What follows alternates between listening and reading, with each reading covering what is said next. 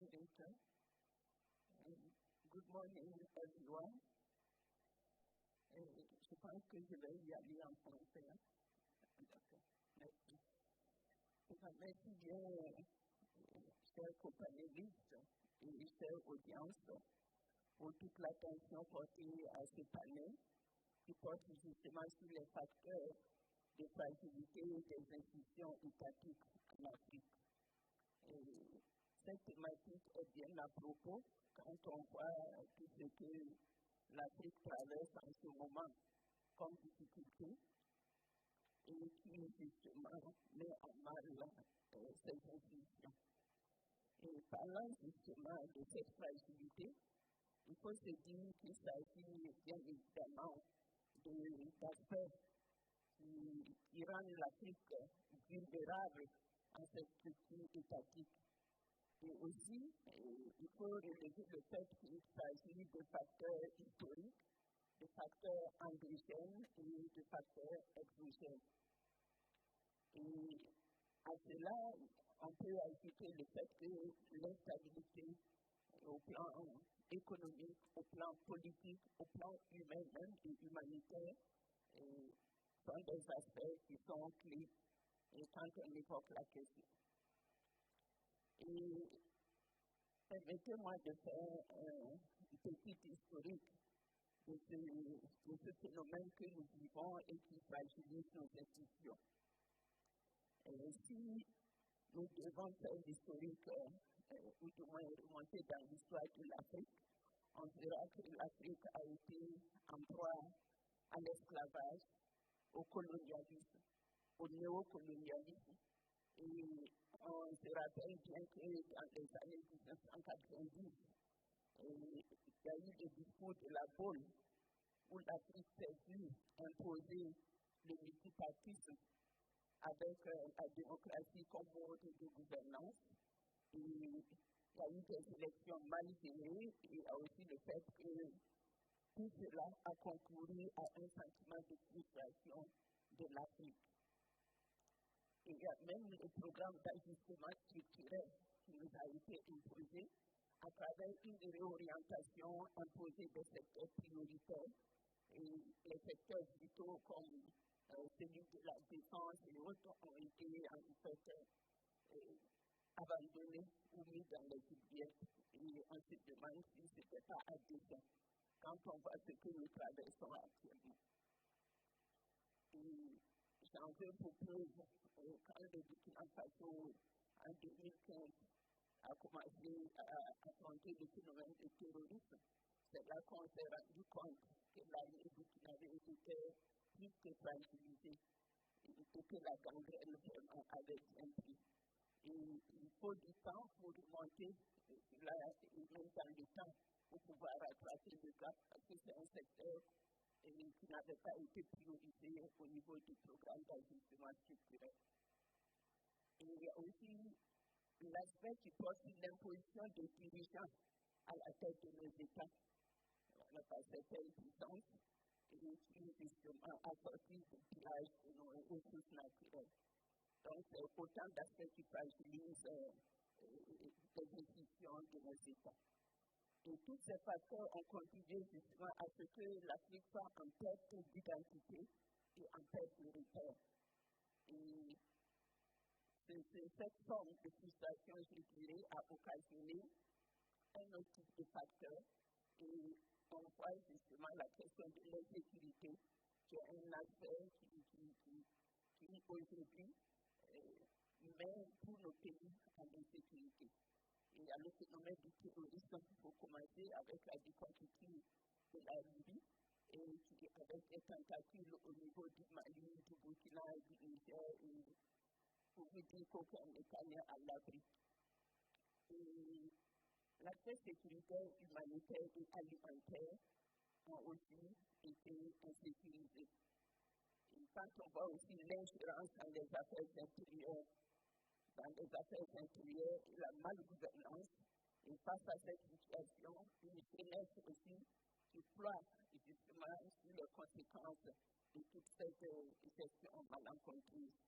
Et la jeunesse essentiellement et aussi les différentes entités politiques et sociales qui sont à la recherche d'une affirmation de foi et à la recherche d'une souveraineté perdue et d'une réorientation pour leur bien-être. Et justement, de nos jours, nous savons que la jeunesse africaine, en fait, est victime du chômage dans sa grande majorité et aussi victime de la migration clandestine parce qu'elle aspire à un mieux-être, c'est celle qu'elle essaie d'immigrer vers d'autres horizons. Et ce n'est pas du tout évident à travers ce que nous voyons comme victimes, soit dans les déserts, soit dans la mer.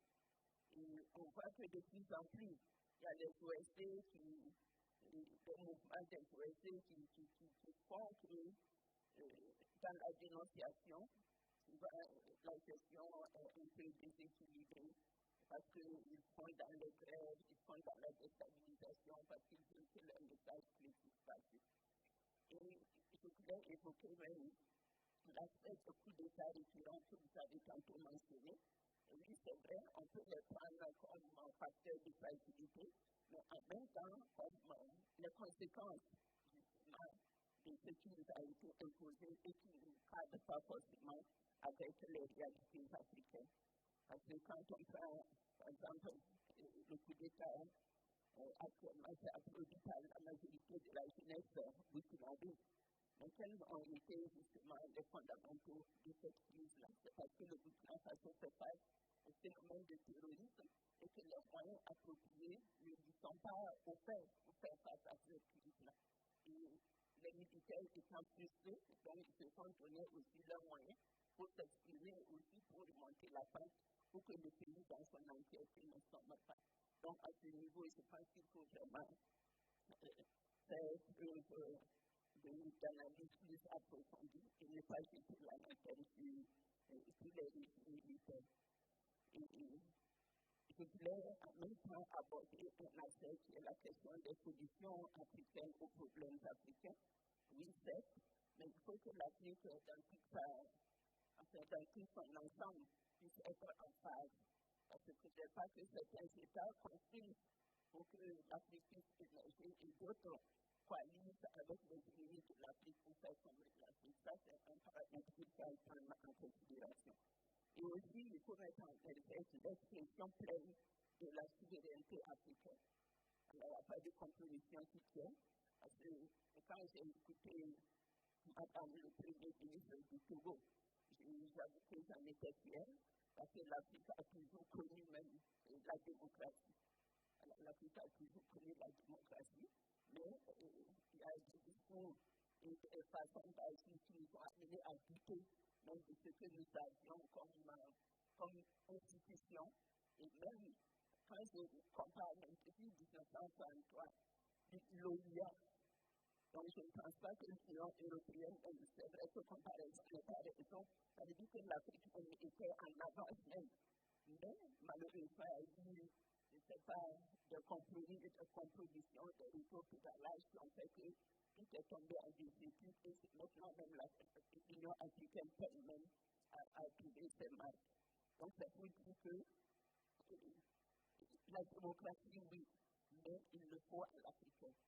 Il le faut à l'Africain en prenant en réalité, en fait, en compte toutes nos réalités. Et je vais même échanger avec ceux-là-même qui disent que c'est le modèle. Je dis, mais quand on prend certains pays comme les États-Unis, ils ont eu leur traversée du désert aussi jusqu'à être là où ils sont. Et ils ont adapté ça à leur mentalité, à leur contexte. Donc, il faut qu'on puisse permettre aussi à l'Afrique de pouvoir intégrer ces paramètres et qui sont personnels pour pouvoir justement retrouver ces marques et aller pour une durée pérenne. Et la résilience aussi est un aspect à prendre en compte. Et le vivre ensemble. Et on a parlé aussi de l'aspect solidarité en africaine. Je pense que quand on parle de solidarité en Afrique, je pense pour moi même c'est une répétition ou une tautologie. Parce qu'on reconnaît à l'Afrique même l'essence même de l'Africain et de l'Afrique, c'est la solidarité. Mais malheureusement, sous forme de manipulation, nous voyons que au niveau institutionnel et même au niveau de la gestion sous-régionale, l'Afrique a mal. L'Afrique a mal et j'avoue que ça ne cadre pas du tout avec ce que nous avons connu et ce que nos pères, les pères de l'Union africaine ont voulu. Quand je pense que c'est une organisation sous-régionale où que des Africains veulent qu'on puisse museler un pays comme le Niger, c'est un exemple parmi tant d'autres, que des sanctions inhumaines soient imposées, qu'on puisse bombarder le Niger, que les populations soient affamées actuellement. Moi, j'avoue que ça, c'est pas l'Afrique. C'est pas du tout l'Afrique. Et tout cela contribue justement à exacerber ce phénomène justement ce phénomène de fragilité, j'allais dire, de nos institutions. Donc, pour ne pas être très long, je voulais aussi en interpeller à un soutien au pays en transition, parce que je pense que les deux sont jetés. C'est plutôt de les accompagner afin qu'on puisse avoir une sortie qui puisse bénéficier à tous. Parce que, j'aime à le dire, si un pays africain a mal, c'est toute l'Afrique qui a mal. Donc, agissons à ce que la solidarité soit de mise, le soutien et l'union des pays africains soit de mise. Et refusons en fait de nous laisser instrumentaliser. Parce que les autres, ils ont atteint la vitesse de croisière. Et l'Afrique est toujours un décollage. Donc, agissons à ce que nous puissions même décoller et que nous puissions atteindre cette vitesse et même dépasser. Et nous avons tout le potentiel possible. Nous avons des potentialités. Les ressources humaines sont là. Et je pense que les ressources humaines sont là. Les ressources naturelles sont là. Et j'avoue que c'est une question justement de savoir faire et de savoir bien faire. Donc, à ce sujet-là aussi, pour conclure, je voulais en appeler à une bonne gouvernance vertueuse de nos institutions. Parce que, vous savez, ce n'est pas parce qu'on dit État démocratique que la gestion est saine, qu'elle est vertueuse. On a vu des États dits démocratiques où justement les détournements étaient en tout cas au rendez-vous. Nous voyons aussi qu'au niveau même des systèmes judiciaires, les jugements étaient faits à la tête du client. Et, voilà, et même qu'il y avait une sorte de copinage peut-être et de soit de partenariat qui ne bénéficiait pas toujours à l'Afrique. Donc, c'est autant d'aspects aussi qu'il fallait intégrer. Donc, notamment la gestion saine des institutions et aussi développer des initiatives locales pour changer positivement le quotidien de nos populations, en créant des emplois pour la jeunesse, et aussi que nos ressources financières et nos ressources naturelles soient bénéfiques aux populations, qu'on puisse sentir des retombées concrètes au niveau de la population. Et aussi, il faut une appropriation pleine de notre souveraineté et aussi respecter la volonté de nos peuples, de nos populations. Et mettre justement le bien-être de nos populations au cœur même de nos projets et de nos politiques de développement. En cela, je pense que cette fragilité dont nous faisons cas pourrait en fait utiliser une réponse conséquente. Voilà ce que je voulais d'emblée dire comme message en attendant certainement les échanges. Merci.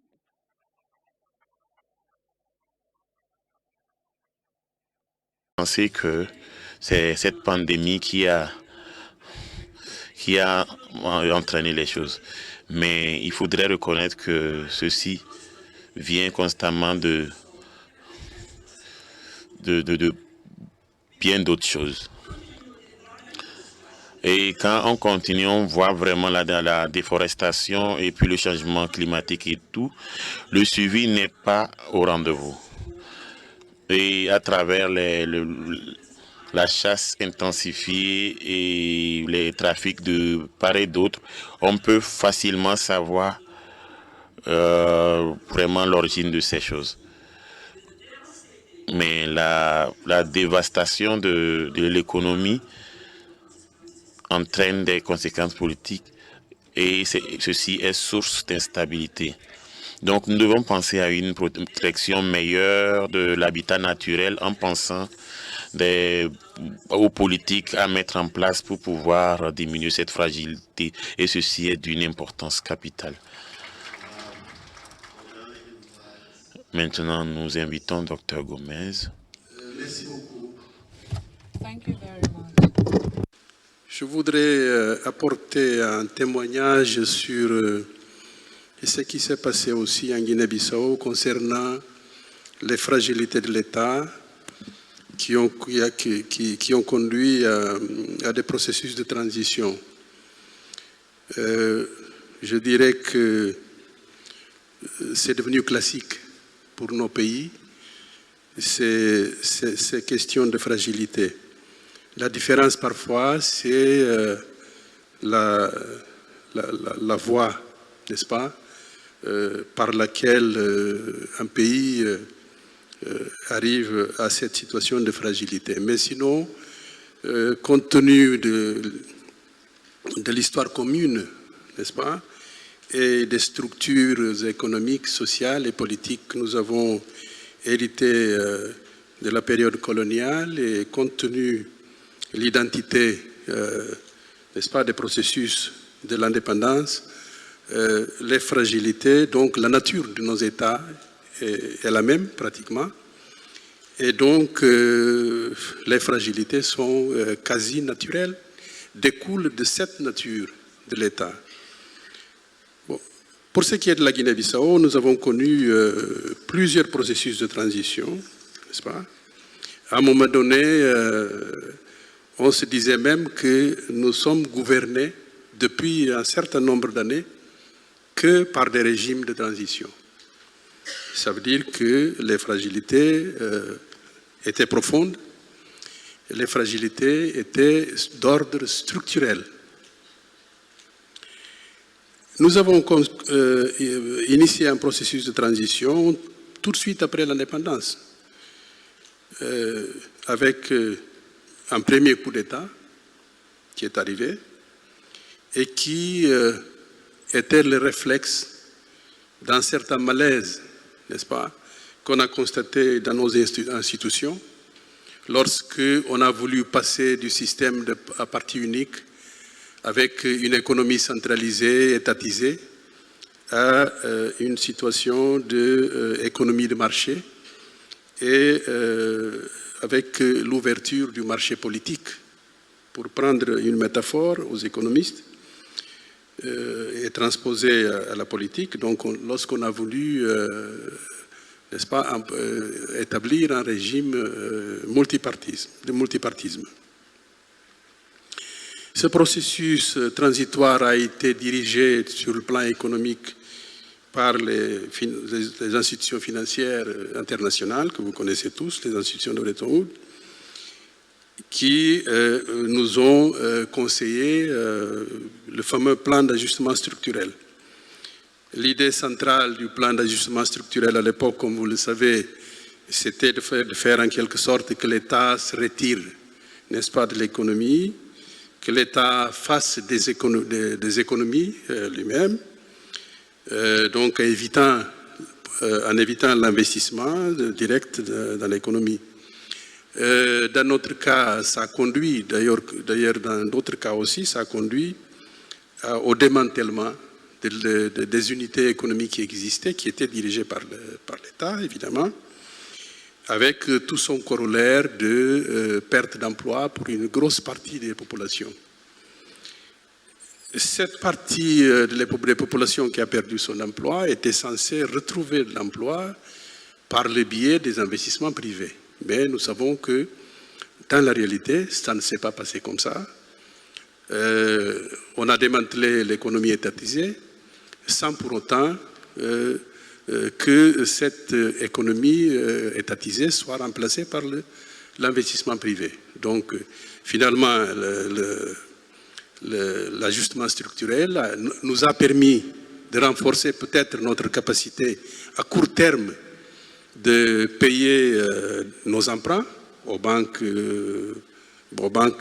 extérieures, mais ça n'a pas motivé davantage, ça n'a pas drainé davantage l'investissement privé dans nos pays, au point de créer, n'est-ce pas, la soutenabilité indispensable pour qu'on puisse régler le problème, par exemple, de l'emploi et de l'occupation économique des populations. Voilà une première donne, n'est-ce pas, qu'on verra plus tard, qui aura pour fonction, qui aura un rôle de déstabilisation et d'affaiblissement des institutions étatiques. Le premier facteur, c'est le fait d'avoir baissé le niveau, n'est-ce pas, budgétaire de l'État qui était affecté aux services sociaux, au secteur social, donc l'éducation et la santé. Du coup, l'État a perdu une grosse capacité de répondre aux attentes des populations dans ces secteurs-là. Ça veut dire que l'État s'est affaibli avec cette nouvelle posture budgétaire. Dans notre cas, ce qu'il y a de spécifique, c'est que nous venions d'une guerre de l'indépendance qui a duré plus d'une décennie. Et nous avons des structures de la défense et de la sécurité que nous avons héritées du mouvement de libération nationale qui contrôlait une partie, même pendant la guerre coloniale, qui contrôlait déjà une partie de son territoire. D'ailleurs, notre indépendance a été proclamée différemment à la différence de ce qui s'est passé dans les autres pays africains, avant même que le colon ne se retire de notre pays. Un an avant, nous contrôlions déjà la majorité de notre territoire et nous avons proclamé l'indépendance qui a été reconnue par les Nations Unies et par la majorité des pays du monde. Pourtant, donc c'est une situation spécifique. Et nous avions déjà des structures étatiques dans les régions libérées pendant la guerre de l'indépendance. Ce qui fait qu'à l'indépendance, nous avons hérité ces structures-là. Nous les avons simplement transposées, n'est-ce pas, vers la capitale. Il fallait donc faire une adéquation des réformes de ces institutions pour les rendre plus adaptables à un pays complètement indépendant et vivant dans une situation de paix. Donc ça veut dire que l'ajustement structurel, les coupures budgétaires, l'ajustement structurel nous a trouvés dans cette situation-là, où il fallait faire des réformes profondes des institutions de l'État. Et malheureusement, ça a été reporté, n'est-ce pas, tout ce processus de réforme. Et jusqu'à présent, nous nous trouvons dans cette situation de report. Ce qui fait que l'État de Guinée-Bissau a cette faiblesse structurelle jusqu'à présent. Nous nous retrouvons avec des forces de la défense et de la sécurité qui se structurent sur des bases qui ne sont pas, n'est-ce pas, tout à fait des bases de structuration d'un État moderne. Vous savez que une guérilla, une force de l'indépendance du mouvement de libération recrute, n'est-ce pas, ne recrute pas par la base du concours. On recrute sur la base de l'adhésion, n'est-ce pas, de ceux qui veulent servir l'armée. Et ensuite, pendant la guerre, les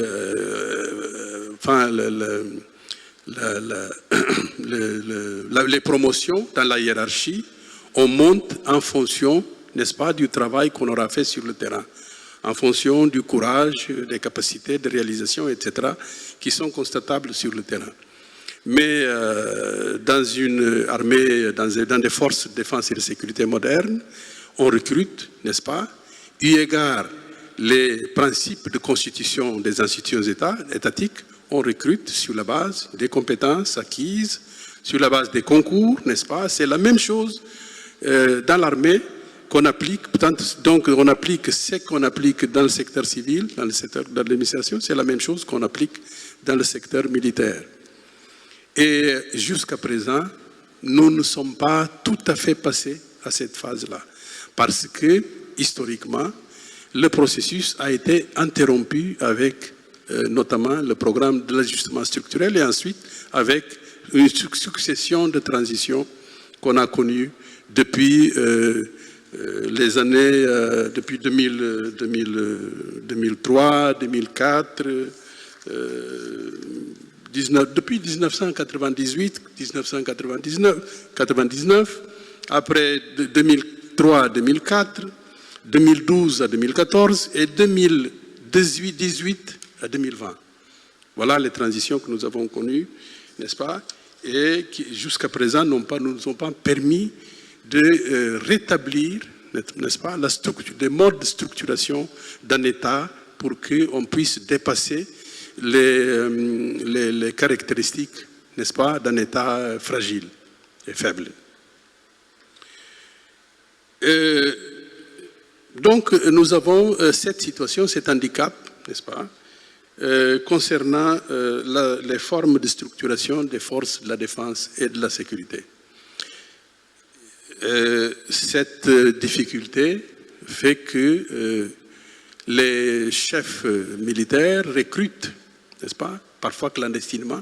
Jusqu'à présent, nous avons cette situation. Dans la police, la même chose. Les recrutements sont faits jusqu'à un certain nombre d'années parallèlement aux activités du Trésor. Le Trésor ne connaît pas, n'est-ce pas? On impose au Trésor le nombre de gens qu'on aura recrutés, que ce soit dans l'armée, que ce soit dans la police, n'est-ce pas? Au lieu de recruter sur la base d'une prévisibilité, sur la base des possibilités qu'il y a de payer donc l'effectif des forces de défense et de sécurité. C'est l'inverse. On nous impose, n'est-ce pas, ces recrutements.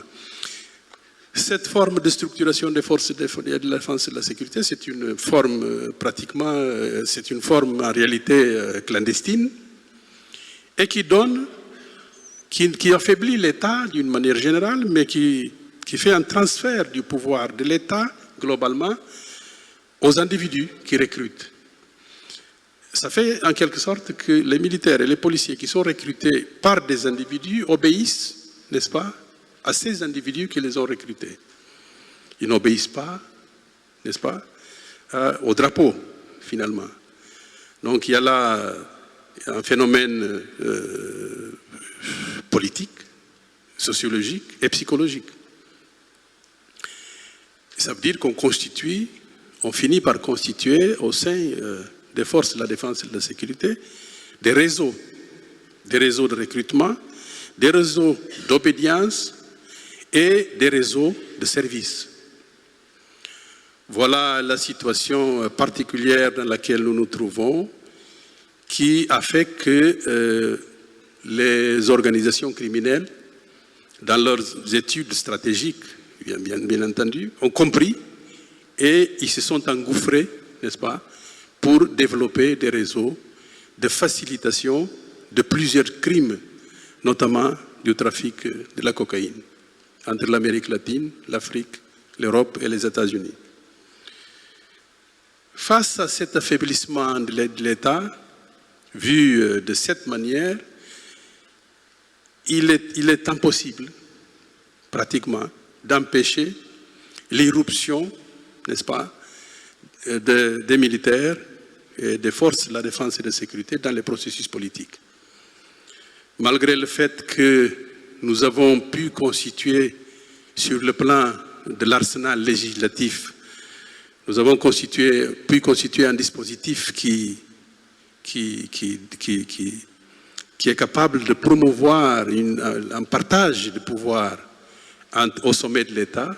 Malgré cela, nous avons cette faiblesse, n'est-ce pas, qui découle de cette forme déstructurante, n'est-ce pas, des forces de la défense et de la sécurité. Donc, quiconque aura à gouverner la Guinée-Bissau doit faire face à cette réalité tangible, n'est-ce pas, qui affaiblit fondamentalement l'institution étatique dans notre pays. Je pense que ce témoignage peut être important pour qu'on puisse enrichir, n'est-ce pas, les théories sur l'État dans notre zone. Ça peut enrichir à plusieurs égards, parce que revenons à l'ajustement structurel. Je pense qu'au début, on avait commis une erreur de penser qu'on fait l'ajustement en Guinée-Bissau, au Togo, au Burkina Faso, au Mali, comme si on faisait l'ajustement, par exemple, en Angleterre sous Madame Thatcher. Ce n'est pas la même chose. Dans le cas britannique, on a fait un vrai ajustement, c'est-à-dire on a simplement déplacé la politique économique, n'est-ce pas, pour restreindre les dépenses à un moment donné, mais il y avait déjà des structures productives capables de générer des richesses. Alors que dans notre cas, c'est différent. C'est-à-dire, le problème, c'est qu'on est faible, non seulement sur le plan de vue étatique, mais sur le plan, n'est-ce pas, de la construction même des structures de création de richesses. Ça fait deux situations différentes. Ce qui fait que, dans un cas, dans le cas anglais, dans l'exemple qu'on a donné, qui a été, c'est nécessaire, c'était de donner ça, mais c'était un exemple d'affaiblissement passager. Alors que chez nous, l'affaiblissement est structurel, n'est-ce pas? D'ailleurs, la raison pour laquelle, dans nos pays, jusqu'à présent, nous connaissons cette situation, n'est-ce pas? Malgré les efforts d'endettement et de désendettement, n'est-ce pas? Nous sommes toujours faibles à l'égard de la création des conditions productives pour pouvoir soutenir, n'est-ce pas, ces efforts d'augmentation, de faire face aux dépenses, et notamment de l'endettement. Donc la Guinée-Bissau a ces faiblesses qui conduisent à ce qu'à chaque fois, on essaye de faire des efforts, mais on tombe toujours sur des problèmes de transition. Je disais que, pour apporter encore un témoignage, nous avons fait des efforts pour pouvoir neutraliser des aspects qui, je pense, qui sont négatifs, de dérapage, n'est-ce pas, de la dérive autoritaire dans la fonction étatique, quel que soit le niveau. Mais il y a toujours cette faiblesse concernant la défense et la sécurité. C'est dans ce sens que nous sommes en train de travailler pour que il y ait un pouvoir beaucoup plus renforcé au niveau parlementaire, comme condition de pouvoir contrôler, n'est-ce pas, tous les secteurs de l'État pour pouvoir lutter de façon structurelle contre la prédation et, disons, les déviations dans la gestion des affaires publiques. Malgré ça, bon,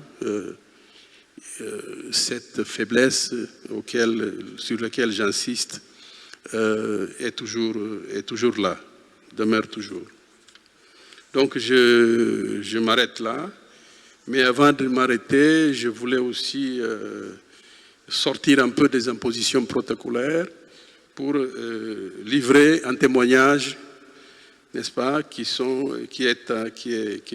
à mon avis, me permet de saluer les efforts du Togo, un petit pays, n'est-ce pas, dans ses dimensions. Le Togo est à peine plus grand que la Guinée-Bissau, n'est-ce pas? Mais finalement, le pays ne se mesure pas à sa dimension, n'est-ce pas, géographique. Voilà un pays qui... c'est un témoignage, je ne parle même pas de l'aspect général qui a été déjà évoqué, mais c'est un témoignage. Le Togo a eu un rôle fondamental lorsque nous avons connu une guerre d'11 mois à l'intérieur de la capitale Bissau en 98-99. Nous reconnaissons et nous saluons le rôle du Togo à l'époque au sein de la CEDEAO pour pouvoir permettre à la Guinée-Bissau d'arriver à des accords d'Abuja, n'est-ce pas, de la paix. Le Togo, lorsqu'il présidait la coordination de la CEDEAO en 2017-2018, moi j'ai été choisi ici à Lomé comme Premier ministre de transition, Premier ministre de consensus, accepté par tous les partis politiques, par le président de la République de l'époque, et sous caution, n'est-ce pas, des chefs d'État réunis ici à Lomé. Alors que la Guinée-Bissau avait traversé 3 années sans pouvoir trouver un consensus sur une personne qui pouvait diriger cette transition entre 2018 et 2020. Donc ce rôle du Togo me permet, comme je disais, un petit pays en termes de dimension, d'arriver à une conclusion. Mon expérience de gestion de la transition m'a permis d'avoir une réflexion, ou bien une observation, sur le rôle de nos organisations régionales et sous-régionales. Dans cette gestion, malheureusement, mais ça c'est universel, il y a toujours la tentation que le plus fort essaie d'imposer son agenda. Mais ça c'est universel. Parfois, ce sont les pays, n'est-ce pas, en termes de dimension qui sont petits, qui peuvent avoir un grand rôle et qui peuvent servir d'un rempart, n'est-ce pas, à ces éventuels dérapages. Et sur ce plan, je salue le Togo et ses gouvernants, n'est-ce pas, pour ça. Et ils sont en train de faire un travail qui va au-delà de l'aspect institutionnel, qui crée des liens de personnes, entre personnes, n'est-ce pas. Donc c'est dans ce sens que le ministre des Affaires étrangères, ici présent, est devenu mon petit frère. Et moi, je suis son grand frère. Muito obrigado. Je vous remercie. Merci. Thank you so much, and thank you to all the panel. Merci à vous et à tous les panélistes pour leur contribution. Et nous courons après le temps. Et je crois que je vais permettre à l'audience de poser des questions, de faire des commentaires. Avant de faire cela, je voudrais souligner certains grands points de votre contribution aussi riche. En répondant aux réponses, je verrai si vous pouvez donner des solutions assez pratiques, incluant toutes les bonnes choses que vous avez dites.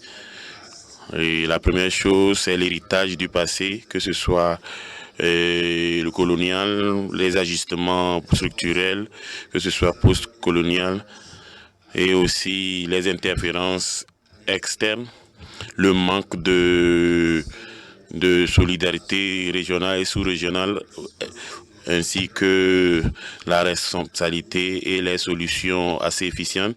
Il faudrait une nouvelle vision pour le futur. Donc, nous allons prendre 3 questions de l'audience et vous allez répondre à ces questions. Avant de faire ça, les excellences,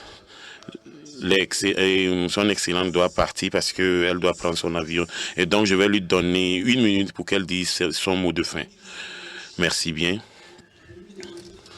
Je voudrais m'excuser parce que je dois prendre un vol à 13h et je m'en excuse vivement. Je voudrais simplement vous dire que... Salue cette initiative et que le débat qui s'est posé au cours de ce panel a été vraiment plus que fructueux. Et je voulais saisir l'occasion pour vraiment féliciter notre frère et homologue Robert Dussé et les plus hautes autorités du Togo pour cette belle initiative, tout en espérant que c'est une initiative qui sera pérenne et ça sera un cadre vraiment où on pourra apporter judicieusement des solutions africaines aux problèmes africains. Merci. Merci à tous les panélistes pour la qualité des interventions. Je voudrais juste qu'on puisse élargir le débat sur 2 ou 3 points. D'abord, je crois que dans la définition même de la transition, je vous trouve très restrictif. Je pense que ce qu'il faut comprendre, c'est que les transitions sont des régimes d'exception qui sont consécutifs à des changements non électifs et dans lesquels il faut même ajouter les questions de tripatouillage des constitutions. Et si on prend cette définition, ça veut dire que même la Libye, il y a eu un renversement par des puissances étrangères. Donc même la Libye est en transition depuis, ce qui nous ramène à la problématique des ingérences extérieures, parce que les coups d'État ne sont pas faits seulement que par des militaires en Afrique. Donc il y a d'autres qui sont venus faire des coups d'État dans nos pays. Et jusqu'à présent, la Libye est en transition. Deuxième point, oui, je suis d'accord avec notre sœur de l'AISS sur la question que les transitions peuvent aussi présenter des opportunités. Le cas du Mali est là. Aujourd'hui, nous avons pu modifier et avoir une nouvelle constitution depuis 20 ans. Ça n'a pas été réussi, pas que les régimes précédents n'avaient peut-être pas, c'était pas opportun, mais il y a eu plusieurs facteurs qui n'ont pas permis. Aujourd'hui, c'est une réalité.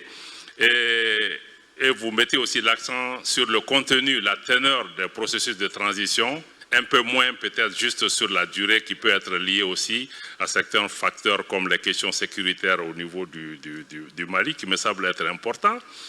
Mais aussi le Mali, la Guinée ou le Burkina, ce n'est pas les transitions les plus longues. Hein.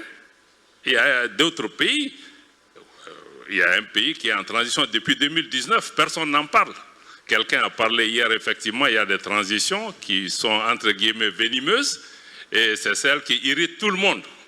Mais il y a des pays en transition qui ont fini en guerre civile et personne n'en parle. Donc je crois qu'il faut vraiment élargir le débat quand vous parlez de ce type de questions et ne pas vous focaliser sur les transitions qu'on aime et celles qu'on n'aime pas.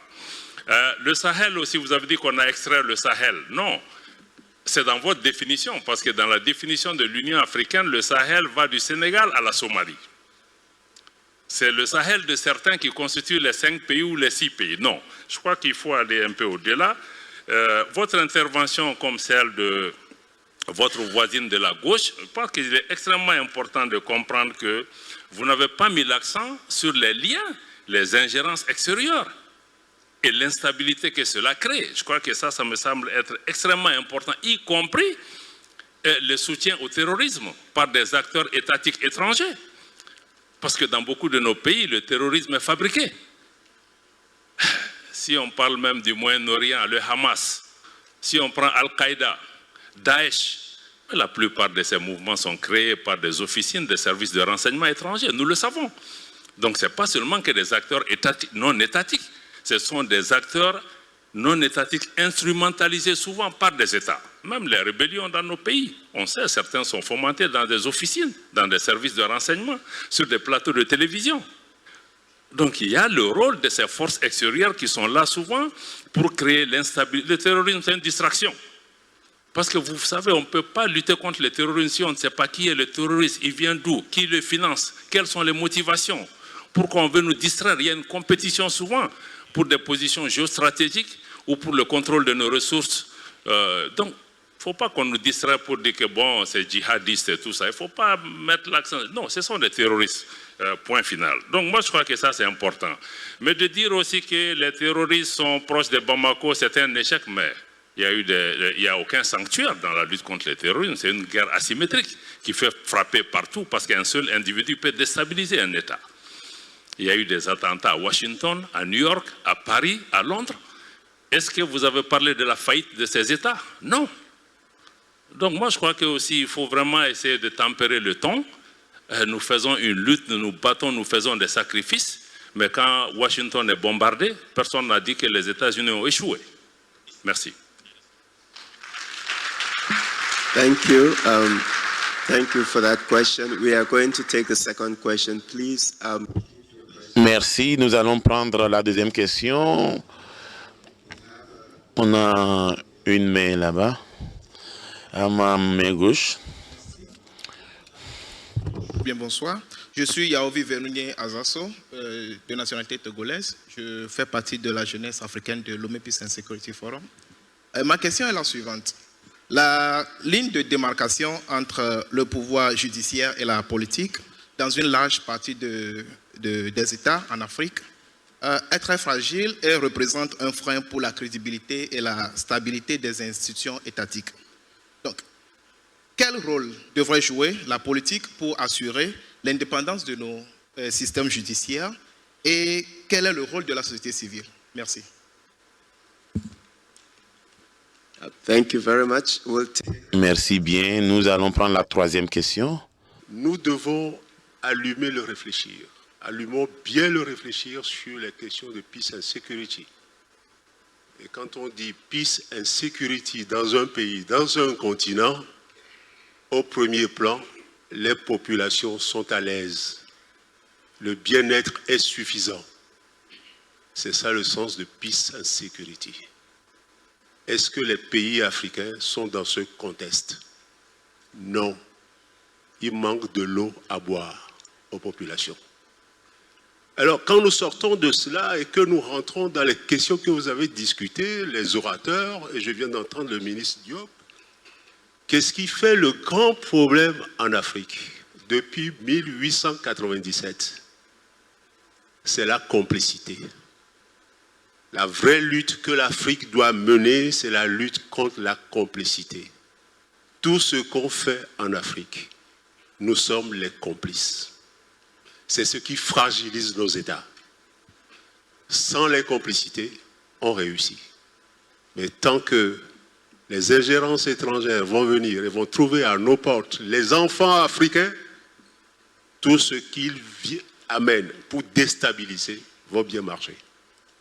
Les pays africains qui sont menacés par le terrorisme, monsieur le ministre Diop, lequel a étudié qui finance le terrorisme? Quand les conteneurs chargés d'armes et des conserves traversent l'Atlantique, traversent nos ports, nos frontières terrestres et arrivent au Sahel stratégique, monsieur le ministre Diop, je veux bien spécifier qu'il y a une différence entre Sahel stratégique, vos pays, vos trois pays, et le Sahel climatique, du Sénégal jusqu'à l'autre bout sur le Nil. Quelle est l'étude qui a été menée pour savoir qui finance le terrorisme? Aucun pays n'a engagé cette étude. Aucun pays n'a engagé cette étude. Voyez-vous, nous devons faire cette lutte. Et si je vous prends un à un, M. Gomez, vous avez très bien fait d'expliquer l'ajustement structurel. En 1970-1980, nos pays n'étaient pas encore prêts. On n'a pas encore été suffisamment à l'école pour passer à cette étape d'économie, d'investissement privé. Aujourd'hui, oui. Vous venez de faire l'histoire de tous les pays. Rentre bien dans le contexte que vous avez précisé, monsieur l'ancien Premier ministre. Et tous les pays aujourd'hui ont suffisamment de compétents pour passer à l'ajustement structurel, c'est-à-dire l'économie dans le secteur privé. Par quel outil?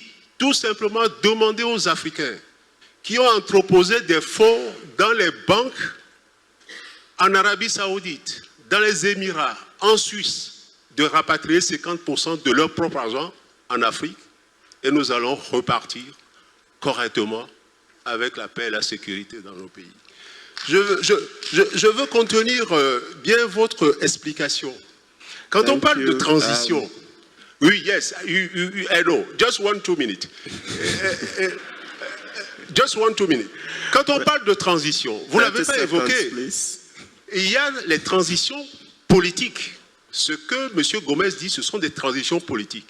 Et si le titre que nous avons pour ce forum parle de transition politique, c'est une note diplomatique. Autrement, ce qui se passe en Afrique, ce sont des transitions militaires. Les transitions militaires évacuent les régimes. Au Mali, il y a eu un anti-coup d'État, suivi d'un coup d'État, qui n'est que tampon militaire déposé par le président de la transition, chef de l'État, Assimi Goïta.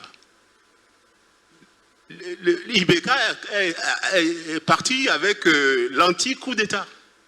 Par contre, dans les autres pays, c'est l'évacuation militaire telle que nous les connaissons. Comment analyser ces processus aujourd'hui? C'est ça le vrai sujet.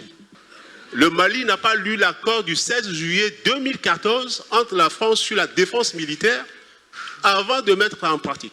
Parce que En juin 2018, j'ai défendu le Mali devant le chef d'état-major des armées de France pour lui dire comment vous pouvez installer un accord qui dit s'il vous plaît, et que les militaires maliens ne participent pas. Donc, de ce sujet, on comprend bien que nous-mêmes en Afrique, nous ne savons pas lire les accords que nous signons. Nous ne savons pas lire les accords que nous signons. Je vous donne une preuve entre l'Union européenne et le Togo.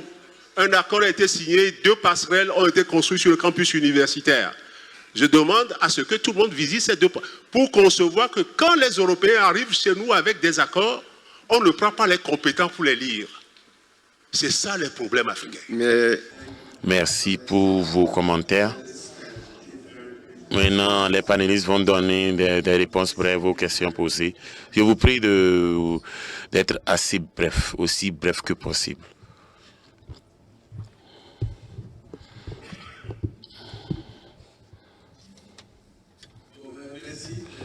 Thank you. Je voulais simplement apporter des précisions à mes analyses. Quand je dis que l'ajustement structurel nous a posé un problème, n'est-ce pas, alors qu'on était dans un processus de réforme, notamment de la défense et de la sécurité, je ne veux pas attribuer uniquement à ces institutions le fait de ne pas avoir fait des réformes. Nous-mêmes aussi, la faute commence chez nous, n'est-ce pas? Parce que ce n'est pas à ces institutions de faire les réformes chez nous, c'est à nous de le faire. J'apporte uniquement un témoignage, n'est-ce pas? Je décris le processus tel qu'il s'est passé. Deuxième point, quand je dis que l'ajustement structurel, c'est vrai, ça nous a permis d'avoir une certaine rigueur dans la gestion financière, etc. Ça, c'est vrai. Mais ça nous a permis, à court terme, de renforcer notre capacité de payer les dettes, n'est-ce pas, aux banques extérieures. Ça, c'est vrai aussi.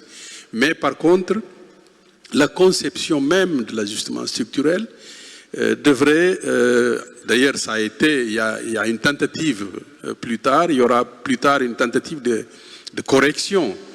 Si vous voyez maintenant, l'FMI ne parle plus d'ajustement structurel, mais il parle de la lutte contre la pauvreté. C'est-à-dire qu'il y a une prise de conscience, comme quoi l'aspect financier uniquement ne règle pas le problème. Donc, il y a cet aspect d'ajustement, mais comme l'investissement privé ne suit pas nécessairement dans nos pays, pour différentes raisons, pas seulement de la faute du FMI, mais parce que nous aussi, nous avons, pendant un certain temps, eu la difficulté de créer un climat attractif aux investissements, notamment à cause des transitions, etc. Nous avons eu des difficultés. Et troisième point, je ne défends pas l'économie étatisée par rapport à l'économie de l'investissement privé. Non. Mais je décris simplement, encore une fois, le processus tel qu'il est passé. C'est-à-dire, dans la tentative de passer d'une forme de gestion à une autre, n'est-ce pas, le processus a foiré, n'est-ce pas? Nous n'avons pas réussi à créer de facto des conditions attractives pour qu'on puisse avoir l'investissement privé qui remplace, notamment dans le domaine de la création des richesses et dans le domaine de l'emploi, dans le domaine donc de solution des problèmes sociaux. Nous n'avons pas réussi, donc ça a raté. Face à ces données, il faut développer des analyses, il faut développer d'autres problématiques, n'est-ce pas, et en tirer des conséquences au plan opérationnel. Un autre point sur nos forces de défense et de la sécurité, c'est pas qu'on n'aime pas l'armée. Nous sommes un pays qui a été construit dans une certaine mesure par son armée, n'est-ce pas? C'est l'armée qui a libéré le pays. Sur ce plan, nous ne pouvons pas ne pas aimer l'armée. Simplement, il y a un impératif, n'est-ce pas, d'adapter ces formes de constitution de l'armée, de structuration de l'armée aux nouveaux défis, aux défis du développement. C'est là où jusqu'à présent, il y a un ratage. Jusqu'à présent, on ne réussit pas. Donc, c'est un objectif stratégique de changer effectivement sur ce plan-là. Merci. Thank you. Thank you, Mr. Gomez.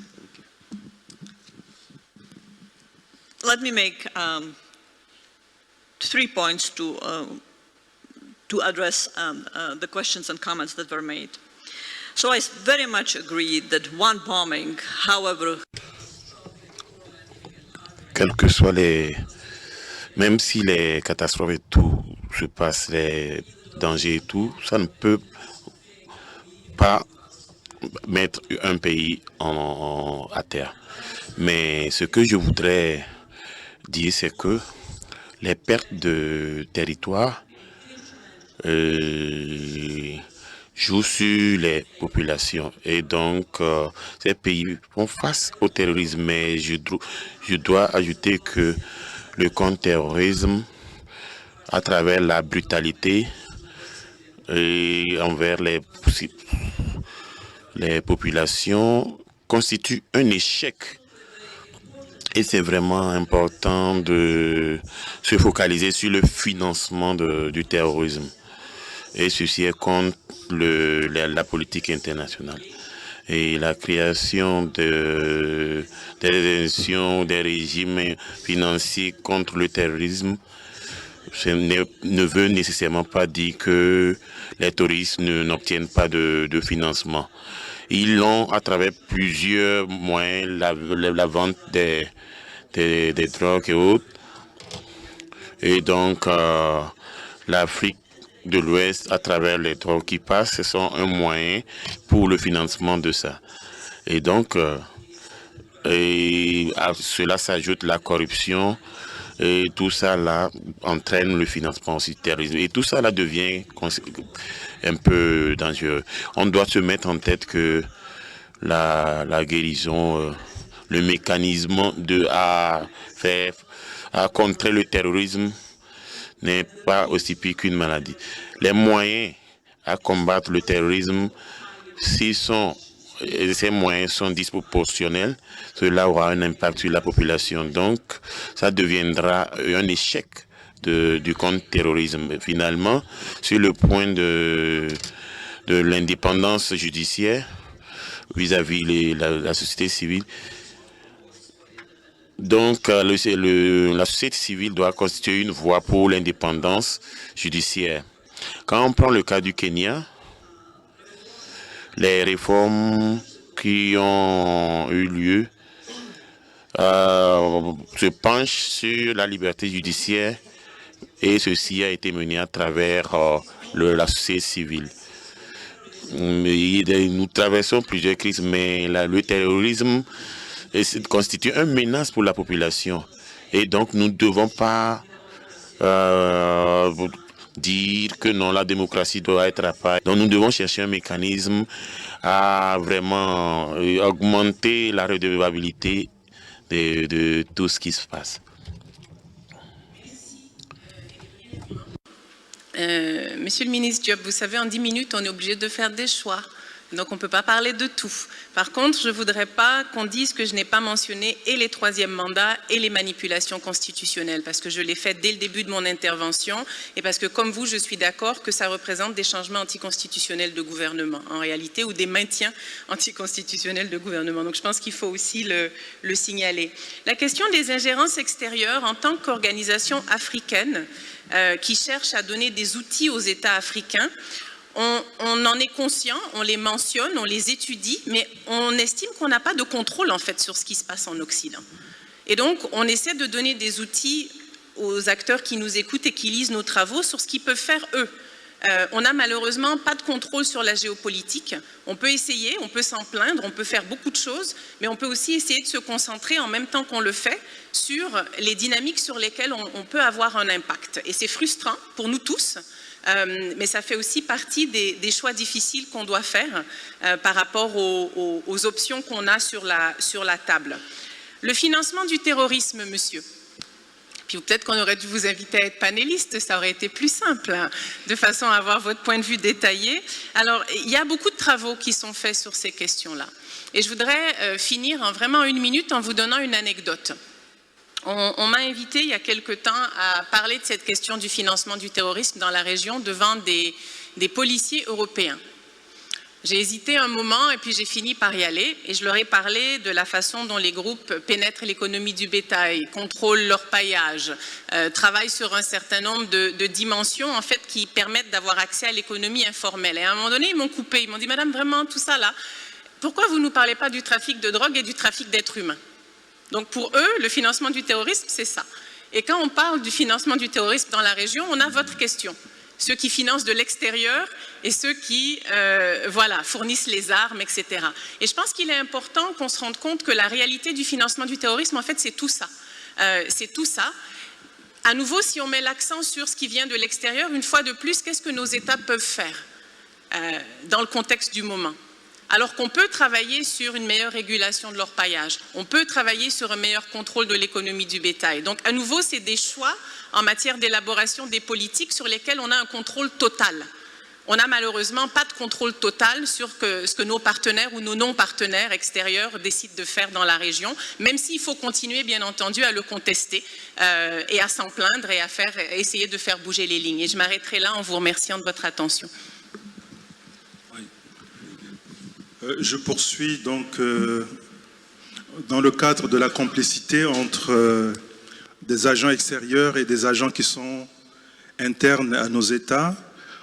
En revenant sur la question de terrorisme, donc je distingue d'abord le terrorisme à vocation politique et le terrorisme comme outil pour la promotion de l'économie de guerre, parce que des groupes armés qui infiltrent donc des zones de production de mines et surtout des zones minières et qui profitent donc de leur installation pour avoir la même mise sur les mines et ils achètent des armes et créent une sorte de dynamique autour donc de ces mines. Alors donc la question du financement du terrorisme sur le plan interne, donc on peut, des études qui ont été faites, pas de manière globale, mais si vous prenez par exemple le cas du phénomène Boko Haram, il y a des études qui ont été faites sur cette question, sur Al-Shabaab, sur Al-Qaïda aussi, donc il y a des productions scientifiques, on peut les retrouver.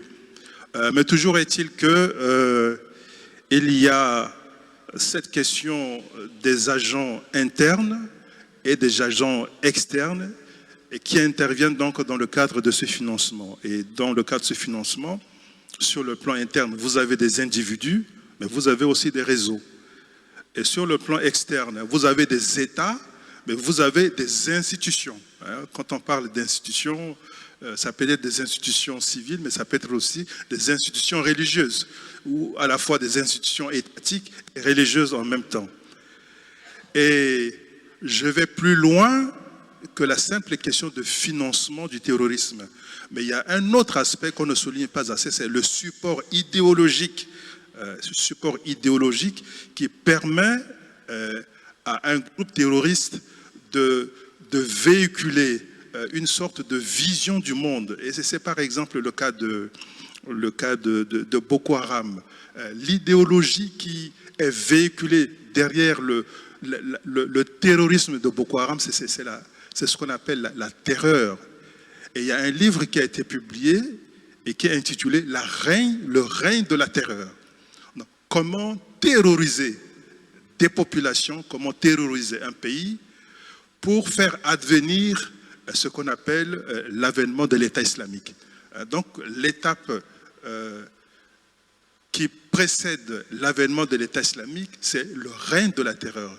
Et quand vous avez vu comment le mode opératoire de Boko Haram, à partir des violences extrêmes, c'est sur la base de cette idéologie. Et donc ça fait aussi partie des choses sur lesquelles il va falloir aussi tenir compte. Et quand je parlais en termes de perspective, de la question de l'éducation du peuple, de l'éducation des jeunes, c'est aussi par rapport à comment barrer la route à cette idéologie qui est en train d'infiltrer le comportement des jeunes, et ça va aller plus loin avec donc les groupes terroristes. Thank you very much. I would like to sincerely thank. Merci bien. Je voudrais remercier nos panélistes pour votre riche contribution, et aussi un merci à l'endroit de l'audience. Et je vous souhaite un bon forum. Merci bien.